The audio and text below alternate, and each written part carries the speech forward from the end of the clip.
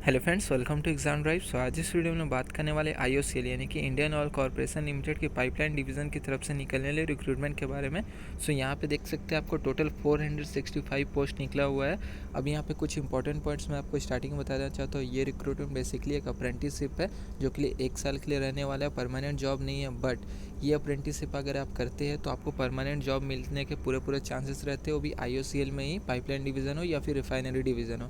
क्योंकि जब आईओसीएल का परमानेंट जॉब निकलता है तो वहाँ पर मांगा जाता है 1 साल का एक्सपीरियंस, और वो 1 साल का एक्सपीरियंस ये लोग एज आपका अप्रेंटिसशिप अगर आप किए हुए हैं तो भी कंसीडर किया जाता है। अप्रेंटिसशिप ऑल ओवर आप इंडिया में किसी भी प्लांट से किए हो तो भी वो कंसीडर करते हैं। और अगर आप आईओसीएल से करते हैं तो वहाँ पर बेनिफिट और ये रहता है कि आप आईओसीएल से करते हैं तो यहाँ पे इंटरव्यू भी होता है। जब इंटरव्यू होता है तो आप पहले से ही आईओसीएल में अप्रेंटिस किए हुए हैं तो आपको नॉलेज रहता है, रिफाइनरी डिवीज़न हो या आपका पाइपलाइन डिवीज़न हो या कहीं का भी हो, तो आपको परमानेंट जॉब में यहाँ पे 100% चांस रहते हैं। अगर आपने वहाँ से पहले ही अप्रेंटिस किया है तो किस टाइप का आपका क्वेश्चन रहेगा, क्या इंटरव्यू रहेगा, क्या आपको प्लांट में इंटरव्यू में आंसर देना, सारा कुछ के बारे में।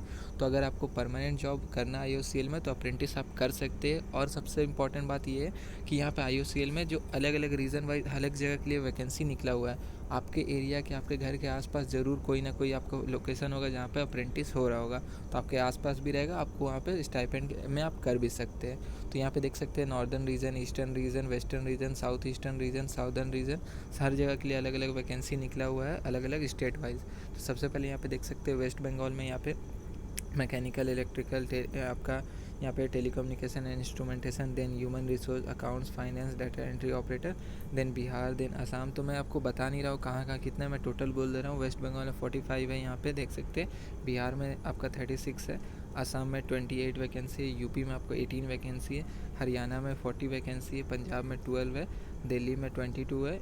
देन यूपी में आपका अलग से यहाँ पे देख सकते हैं अलग अलग रीजन वाइज, कुछ नॉर्दर्न रीजन में आता है, कुछ आपका ईस्टर्न रीजन में आता है। तो यहाँ पर 24 वैकेंसी है। देन उत्तराखंड में 6 वैकेंसी है। देन राजस्थान में 3 वैकेंसी है। हिमाचल प्रदेश में 3 वैकेंसी है।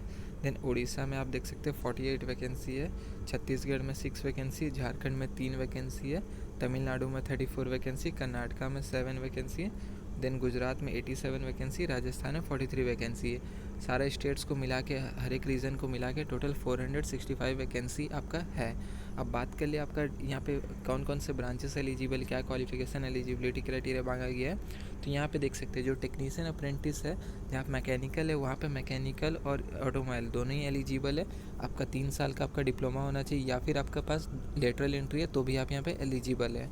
नेक्स्ट बात करें इलेक्ट्रिकल में, तो इलेक्ट्रिकल में आपके पास 3 साल का या तो इलेक्ट्रिकल में या फिर इलेक्ट्रिकल एंड इलेक्ट्रॉनिक्स यानी कि ट्रिपल ई, इसमें आपके पास डिप्लोमा होना चाहिए तो भी आप यहाँ पे एलिजिबल है, या फिर आपके पास लेटरल एंट्री में होना चाहिए।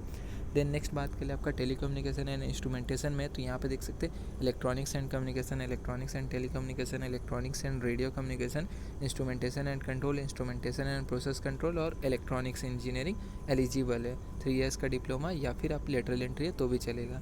अब बात कर ले एचआर का, तो फुल टाइम बैचलर्स डिग्री बोला गया है, किसी भी स्ट्रीम में आपके पास हो चलेगा। ट्रेड अप्रेंटिस अकाउंटेंट का यहाँ पे फुल टाइम बैचलर्स डिग्री बोला गया। कॉमर्स में डेटा एंट्री ऑपरेटर का 12th पास होना चाहिए, लेकिन ग्रेजुएशन से नीचे होना चाहिए। और सेम चीज़ डेटा एंट्री ऑपरेटर में यहाँ पे स्किल सर्टिफिकेट में भी 12th पास बोला गया है। साथ ही एडिशनली आपको एक स्किल भी होना चाहिए, यहाँ पे मेंशन है डोमेस्टिक डेटा एंट्री ऑपरेटर का। एज लिमिट यहाँ पे इंपॉर्टेंट है, तो एज लिमिट 18 ईयर से 24 ईयर्स रखा गया, जो कि काउंट किया जाएगा आपको 10/11/2022, जो कि आज का डेट पे यानी कि स्टार्ट हुआ जब फॉर्म तब से। नेक्स्ट यहाँ पे आपको अप्रेंटिस का ट्रेनिंग का आपको बोला गया, तो 1 ईयर जैसा मैंने आपको बताया था। स्टाइपेंड एज़ पर एक्ट मिल जाएगा, तो स्टाइपेंड ज़्यादा नहीं मिलता है, बट आपके घर के आसपास रहेगा तो आप ट्राई कर सकते हैं। नेक्स्ट बाकी आप बात करें सिलेक्शन प्रोसेस का, तो सिलेक्शन आपका रिटर्न के बेस पे होता है। ऐसा नहीं कि मेरिट के बेस पे, रिटर्न के बेस पे सिलेक्शन होता है। एमसीक्यू क्वेश्चन आते हैं, 100 क्वेश्चन रहते हैं, आपको 100 मार्क्स के रहते हैं। कोई नेगेटिव मार्किंग नहीं, ये इंपॉर्टेंट है, यहाँ पे मेंशन है नो नेगेटिव मार्किंग, तो नीचे देख लीजिएगा। नेक्स्ट बात कर ले आपका क्या क्या स्ट्रीम से क्या क्या क्वेश्चन आएंगे, तो आप देख सकते हैं टेक्नीशियन अप्रेंटिस और ट्रेड अप्रेंटिस के यहाँ पे 75 आपका पेपर से आते हैं, मतलब कि टेक्नीशियन में जो आपका डिप्लोमा है उससे आपको 75 क्वेश्चन आएगा, और 25 आपका नॉन टेक्निकल से आता है। ट्रेड अप्रेंटिस का भी सेम रहता है, 75 आपका पेपर से आता है जो आपका सब्जेक्ट है, और 25 आपका नॉन टेक्निकल रहता है। नीचे देखिएगा ट्रेड अप्रेंटिस आपका एचआर का या फिर डोमेस्टिक डेटा एंट्री ऑपरेटर या फिर डेटा एंट्री ऑपरेटर, तो उसका पूरा 100 क्वेश्चन आता है जो कि आपका नॉन टेक्निकल ही रहता है। टोटल आपका 2 घंटे का पेपर होता है, यहाँ पर सारा कुछ मेंशन किया गया है। अब बात कर ले ऑनलाइन एप्लीकेशन का और कब आपका एग्जामिनेशन सारा कुछ होगा, तो नीचे सारा कुछ मेंशन किया गया। कोई भी प्रॉब्लम हो इसे आप ईमेल आईडी पे मेंशन कर सकते हैं। नीचे यहाँ पे देख सकते हैं रिटर्न का भी आपको डेट दे दिया गया, टेंटेटिव 18/12/2022। तो यहाँ पर जो भी IOCL डेट देता है टेंटेटिव, उसी डेट पे एग्ज़ाम ले लेता है। तो ये श्योरिटी रखिएगा।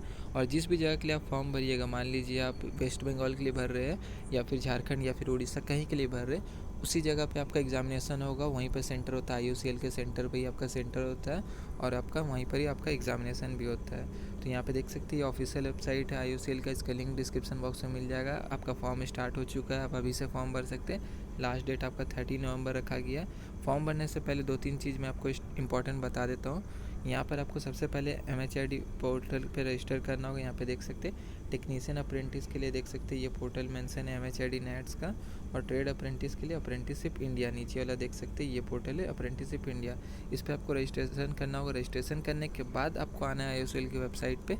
एक रजिस्ट्रेशन नंबर मिल जाता है आपको, जो कि इंपॉर्टेंट होता है कहीं पर भी आप अप्रेंटिसशिप करेंगे तो। उसके बाद आना है IOCL की वेबसाइट पे और यहाँ पर आपको रजिस्टर ना होकर के फिर अप्लाई करना है। सबसे पहले आपको अप्रेंटिसशिप के पोर्टल पर रजिस्टर करना है, तो उसका भी लिंक आपको डिस्क्रिप्शन बॉक्स में मिल जाएगा। लिंक डिस्क्रिप्शन बॉक्स पे सारा कुछ मिल जाएगा। अगर आप इंटरेस्टेड है, एलिजिबल है, तो आप अप्लाई ज़रूर कर दीजिए, क्योंकि ये अप्रेंटिसशिप करेंगे तो आपको बेनिफिट ही रहेगा। वीडियो देखने के लिए धन्यवाद।